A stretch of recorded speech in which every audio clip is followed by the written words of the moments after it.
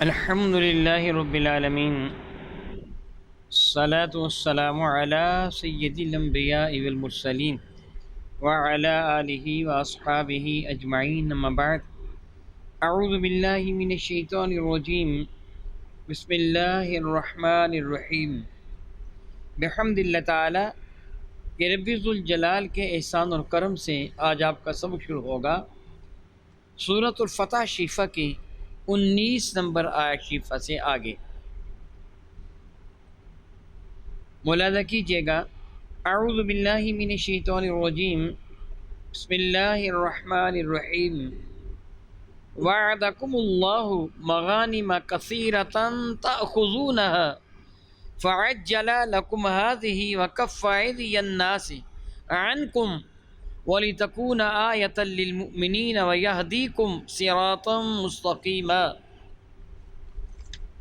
اللہ کے قائل جل وعلا ارشاد فرماتا ہے، وعدکم اللہ مغانم کثیرۃ، سبحان اللہ، تمہارے ساتھ تمہارا اللہ وعدہ فرماتا ہے میں تم کو کثرت سے مال غنیمت بھی عطا فرماؤں گا۔ بحمد اللہ تعالیٰ ثم الحمد للہ تعالیٰ، رب کائنات نے اپنی عنایت بے پایہ کے جو دروازے ایمان والوں کے لیے باب فرمائے، جو کھولے اللہ تعالیٰ ان کو کبھی بند نہیں فرمائے گا۔ خود ارشاد فرماتے ہیں، وَلَا تَهِنُوا وَلَا تَحْزَنُوا وَأَنْتُمُ الْأَعْلَوْنَ إِن كُنتُم مُؤْمِنِينَ۔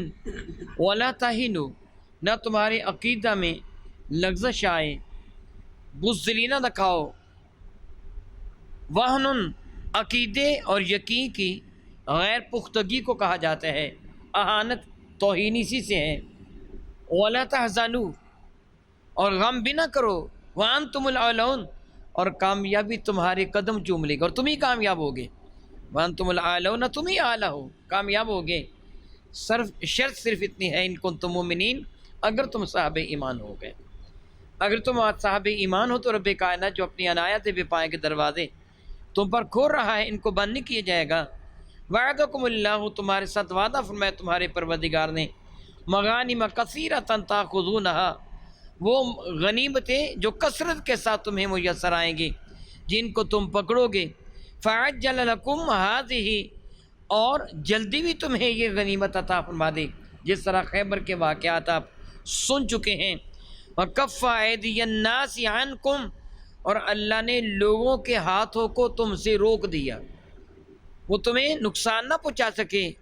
فرماتا ہے وَلِتَكُونَ آیَةً لِّلْمُؤْمِنِينَ، تاکہ یہ سارے کا سارا واقعہ، یہ چیزیں ایمان والوں کے لیے ایک نشانی بن جائیں، ایک دلیل بن جائیں ہماری جانب سے فتح و نصرت کی، امداد کی۔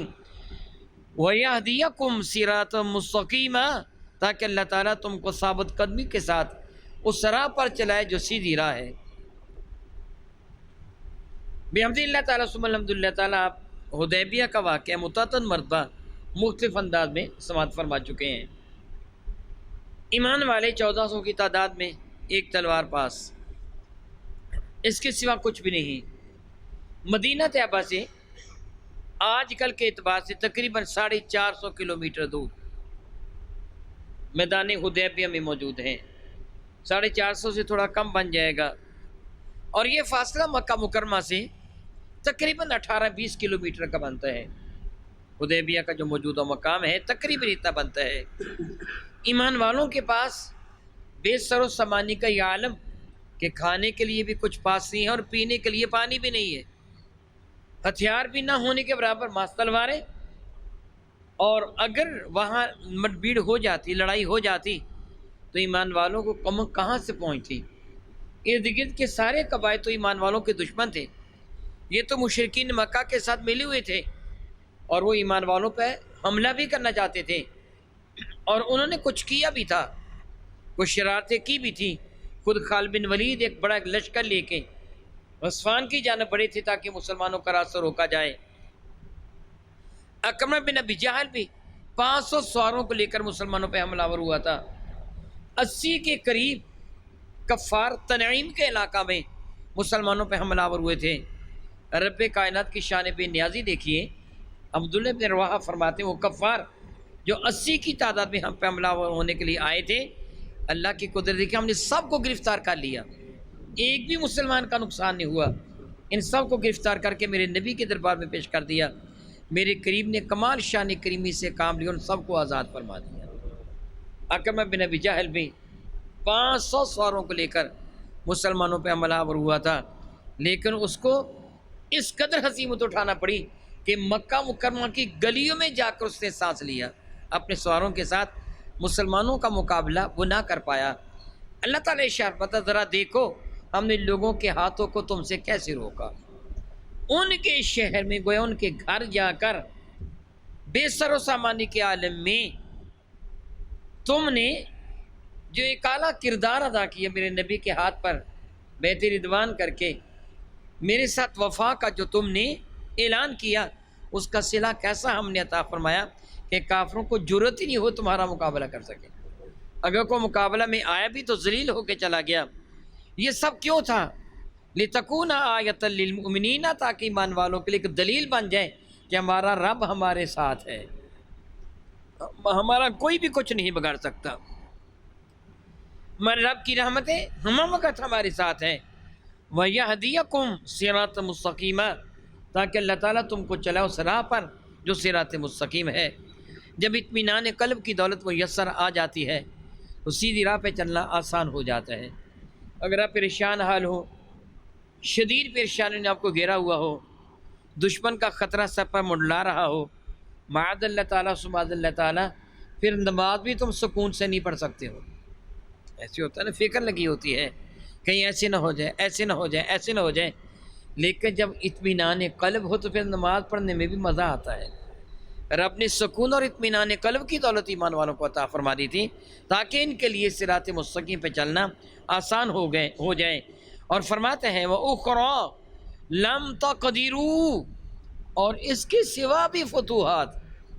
تم تو خوش ہو رہے ہو نا، خیبر کا ایک چھوٹا سا علاقہ مل گیا، ہم تو کیسر و کسرہ کو بھی تمہارے قدموں میں لا کے ڈالیں گے۔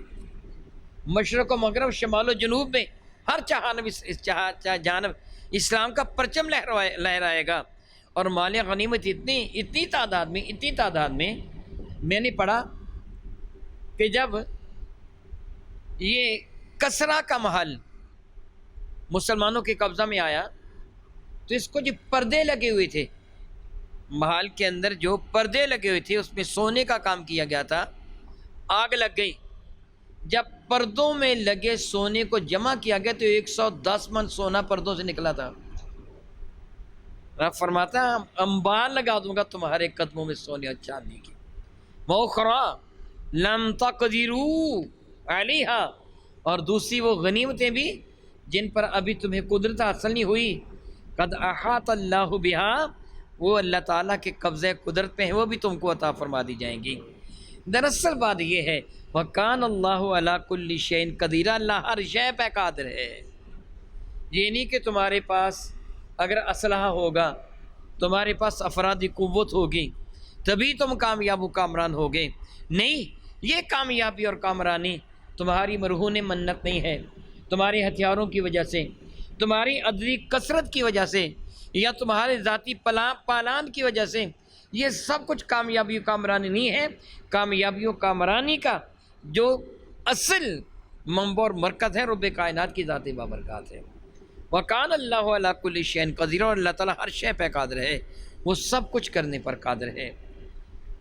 وَلَوْ قَاتَلَكُمُ الَّذِينَ كَفَرُوا لَوَلَّوُا الْأَدْبَارَ ثُمَّ لَا يَجِدُونَ وَلِيًّا وَلَا نَصِيرًا۔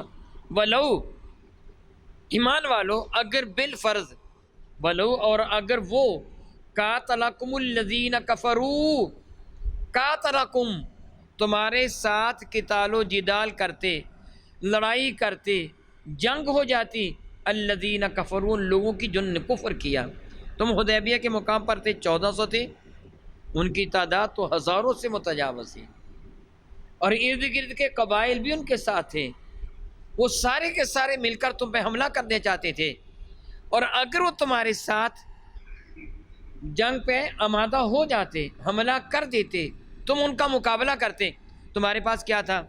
بعض تلواریں، اور ان کے پاس سارے کا سارا سامان حرب، تمہاری تعداد 1400 اور ان کی تعداد ہزاروں میں، تم بھوکے اور پیاسے اور وہ اپنے شہر میں رہنے والے، لیکن میں اللہ اعلان فرماتا ہوں اگر وہ تم سے مقابلہ کرتے لَوَلَّوُا الْأَدْبَارَ، وہ پیٹھ پھیر کر بھاگ جاتے، تمہارا مقابلہ نہ کر پاتے، تم نہتے بھی ہوتے وہ بھاگ جاتے۔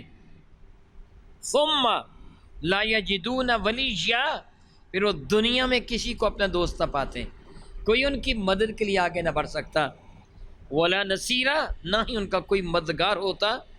حق تو یہی ہے نا کہ جس کی امداد رب فرما دے، اب اس کا مقابلہ کون کر سکتا ہے؟ جس کو اللہ ذلیل کر دے اسے عزت کون دے سکتا ہے؟ یہ تو اللہ کی دست قدرت پہ ہے۔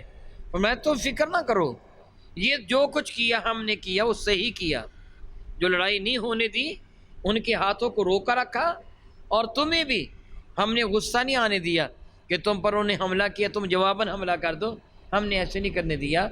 بالفرض اگر حملہ ہو بھی جاتا نا تو تمہیں کوئی پرواہ نہیں، تمہارے ساتھ تمہارا رب ہے۔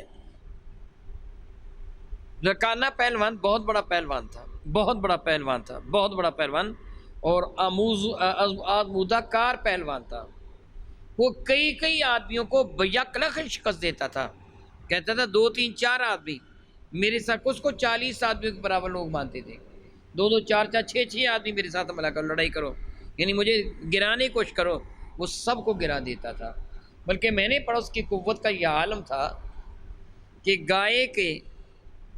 گائے ذبح کر کے اس کے چمڑے کو پھیلایا جاتا، اس کے اوپر وہ کھڑا ہو جاتا یا پکڑ لیتا، اور دوسرے سے لوگ کہتا پکڑ کے کھینچو، گائے کا چمڑا پھٹ جاتا مگر اس کو اس کی جگہ سے سرکایا نہیں جا سکتا تھا، اتنا طاقتور تھا۔ صحابہ کرام رضوان اللہ تعالیٰ نے میرے نبی کو دیکھا، میرے کریم آقا رسول عربی شفیع معظم رحمۃ اللہ موجود نہیں ہیں، ان کو فکر رہا کوئی میرے نبی کی تلاش میں نکلے، تو رسول رحمت رکانہ کی بستی کی جانب سے تشریف لا رہے تھے۔ صحابہ پریشان ہو گئے، یا رسول اللہ آپ اس جانب کیوں نکل گئے؟ آپ جانتے ہیں کہ وہ بہت بڑا پہلوان ہے اور بڑا ظالم قسم کا شخص ہے، بہت بڑا پہلوان ہے، یا رسول اللہ آپ ادھر کیوں چلے گئے تھے؟ تو میرے کریم آقا فرمانے کہ میں اس سے کشتی کر کے آیا ہوں۔ کشتی کر کے آئے ہیں آپ؟ بھائی ہاں، میں اس سے کشتی کر کے آیا ہوں، میں اس طرف گیا تو مجھے مل گیا، مجھے کہنے لگا محمد صلی اللہ تعالیٰ علیہ وسلم، بتا اگر تو اللہ کا نبی ہے تو میرے ساتھ کشتی کر۔ تو میری کریم آقا نے پہلوان ہونے کا دعویٰ تو نہیں کیا تھا نا، نبی ہونے کا دعویٰ کیا تھا۔ میرے کریم آقا کون سے کشتی کیا کرتے تھے؟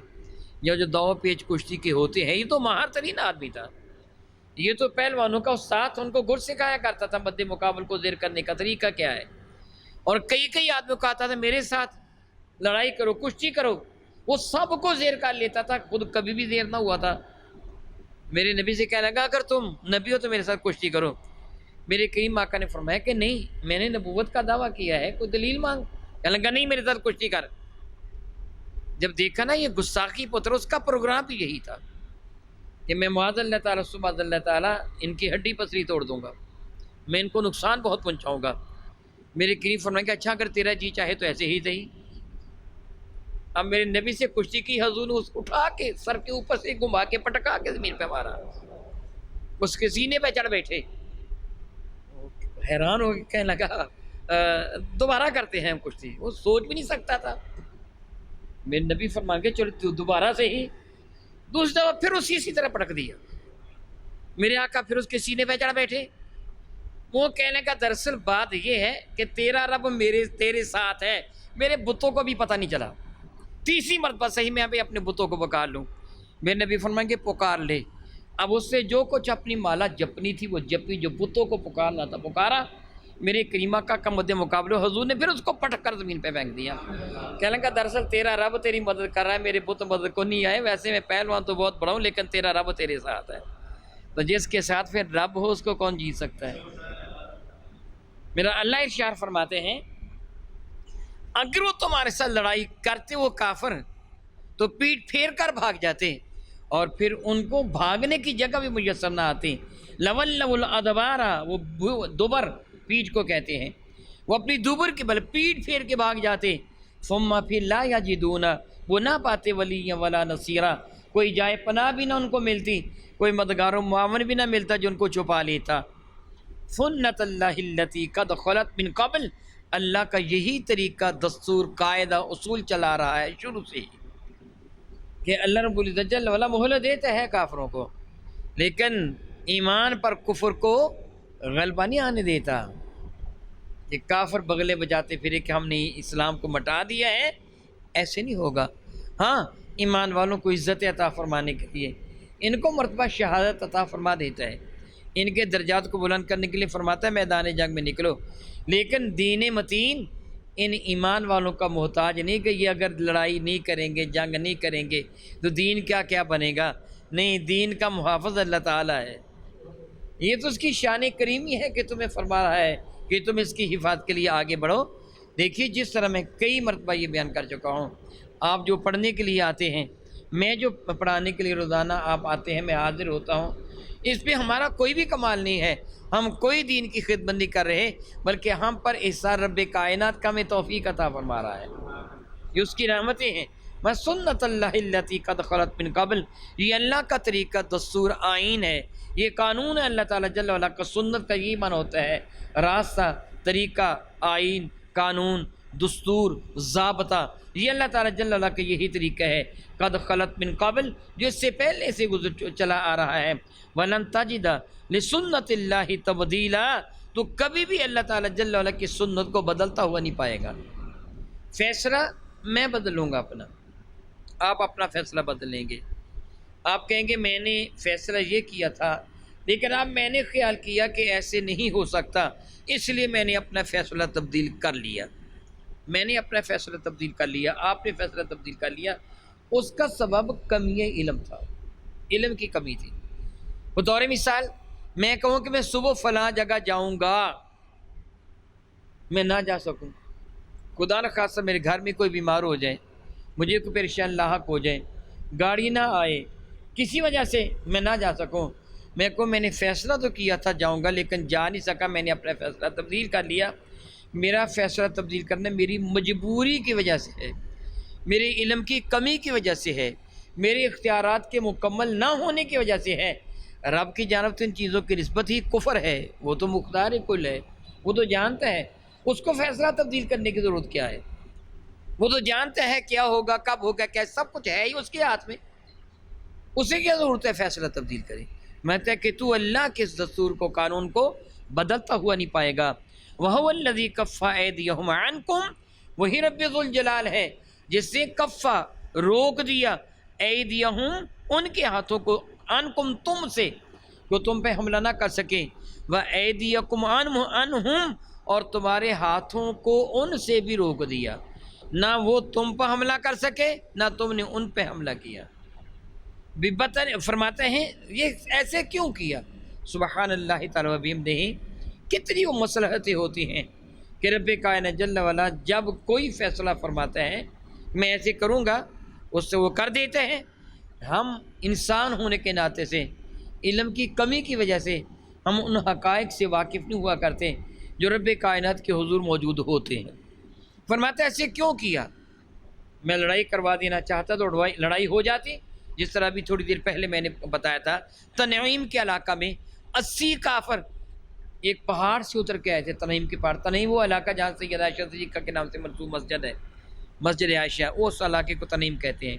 پہاڑ سے اتر کر 80 آدمی آئے تھے اچانک حملہ کرنے کے لیے، صحابہ نے سارے گرفتار کر لیے، میرے نبی نے ان کو قتل نہیں کیا، سب کو معاف کر دیا۔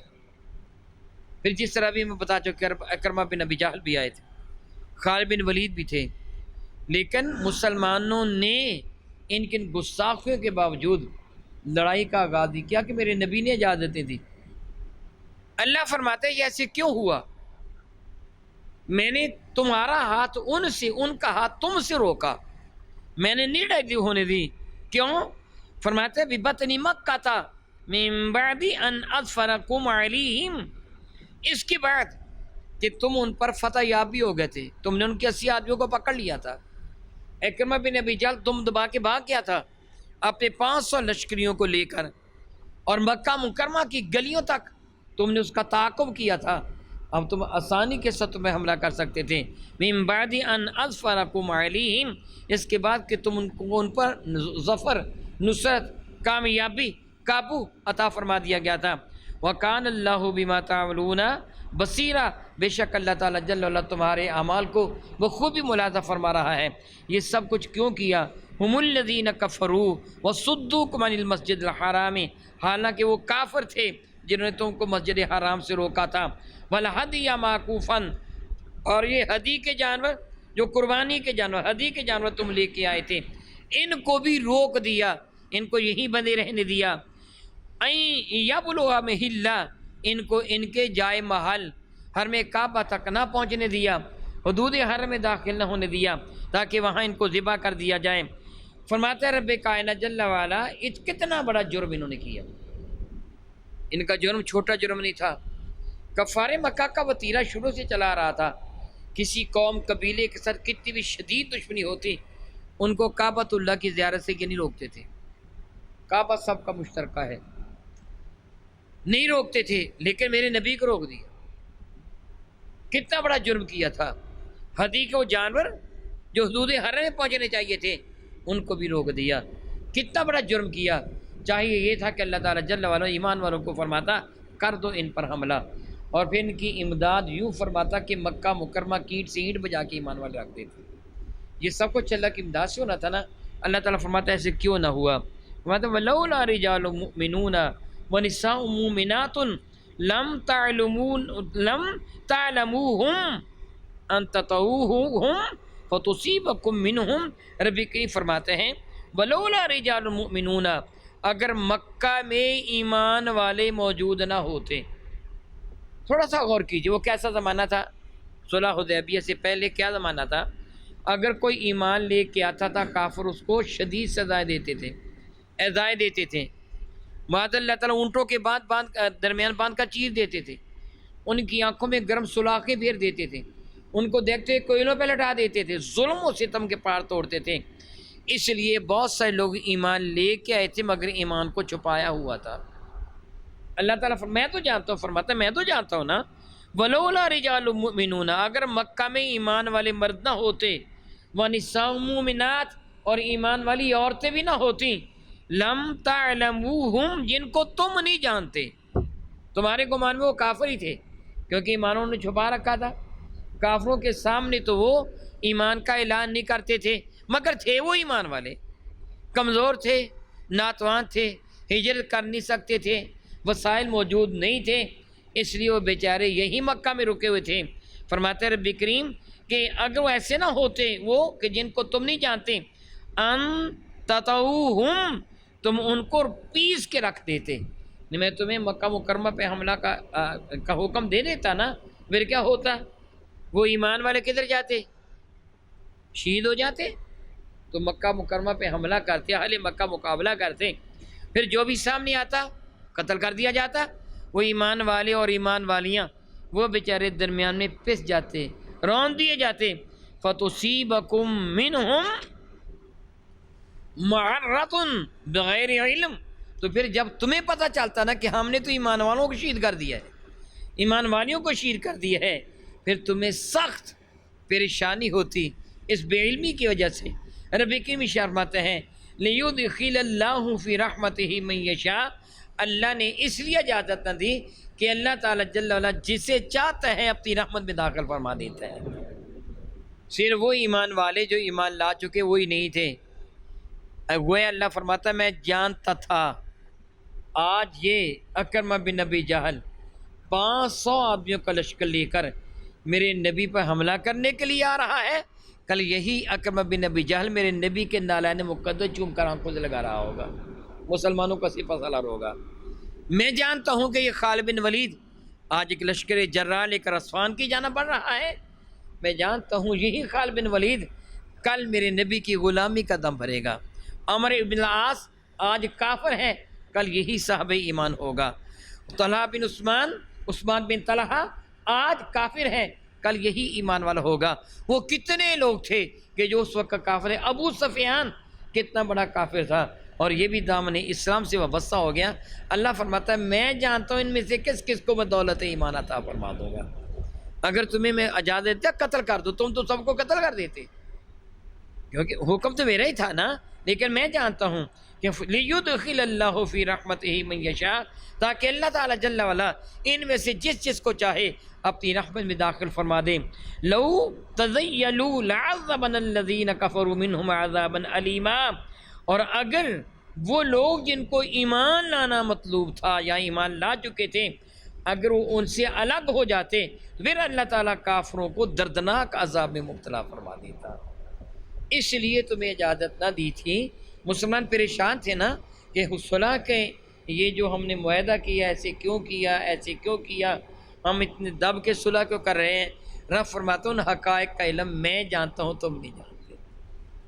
دراصل وہ آج جو تم سے صلح کرنے کے لیے معاذ اللہ باس و تمیز کا سہیل بن عمر اور وہ بن منصور ثقفی جو آج اتنی سختی کر رہے ہیں نا، یہی کل کو غلامی مصطفیٰ کا دم بنیں گے۔ جس طرح میں عرض کر رہا تھا نا، سہیل بن عمر آج میرے نبی کا نام نہیں لکھ رہے تھے علی کو، محمد رسول لکھا کہ مٹا دی اس کو، میں نہیں مانتا۔ آج وہ سختی کر رہا تھا، کل یہی سہیل بن عمر فتح مکہ کے وقت جب میرے نبی نے وہ فتح مکہ کے بعد جب حضور نے اپنے بال مبارک منڈوائے ہیں نا احرام کھولنے کے لیے، تو بال اگر کوئی زمین پہ لوگ ہاتھوں پہ لیتے تھے، کوئی بال زمین پر گر گئے، یہی سہیل بن عمر اٹھا کے چوم چوم کے آنکھوں سے لگا رکھی تھی، میرے نبی کے دامن کرم سے وابستہ ہو گئے تھے۔ رب فرماتا ہے میں جانتا ہوں۔